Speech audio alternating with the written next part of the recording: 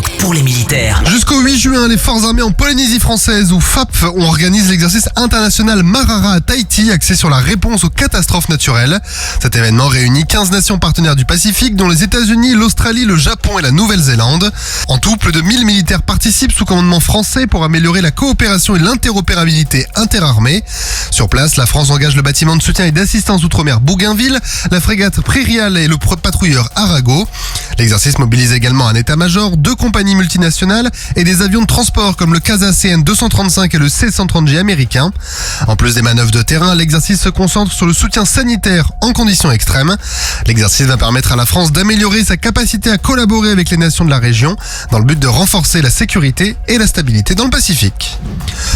En Nouvelle-Calédonie, la gendarmerie a renforcé ses capacités blindées et aériennes. En plus du personnel déployé, des véhicules d'intervention polyvalents Centaure et un hélicoptère EC-145 ont été envoyés sur place pour permettre aux militaires de poursuivre leur mission de rétablissement de l'ordre public. Initialement prévu pour le 3e trimestre 2024, l'envoi de 8 Centaures a été accéléré en raison de récents événements pour amener à un total de 16 véhicules. Les premiers sont arrivés dans la nuit de lundi à mardi et les 10 autres arriveront par voie maritime samedi.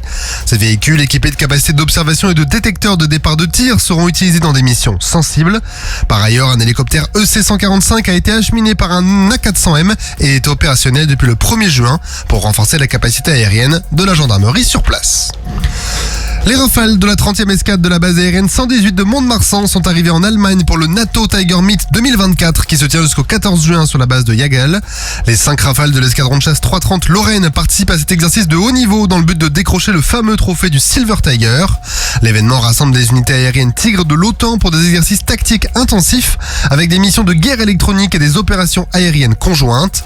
Les équipages ont d'abord mené des missions de familiarisation avant de réaliser des opérations internationales avec des alliés, mais aussi interarmées, notamment avec 6 Rafales de la Marine nationale et des hélicoptères de l'aviation légère de l'armée de terre. Le NATO Tiger Meet est notamment connu pour son Tiger Spirit qui favorise les valeurs fortes du monde militaire comme la fraternité, la cohésion et les traditions. Les escadrons participent ainsi à plusieurs épreuves au sol et en vol avec l'objectif de remporter des trophées pour le meilleur escadron opérationnel, uniforme, esprit tigre ou encore la meilleure peinture puisque avions et hélicoptères sont peints aux couleurs d'un tigre. Le trophée le plus prestigieux est le Tigre d'argent, déjà remporté par l'escadron 330 Lorraine en 2022. Et un entraînement majeur de drones tactiques a été mené en Île-de-France en préparation des Jeux Olympiques et Paralympiques de Paris 2024.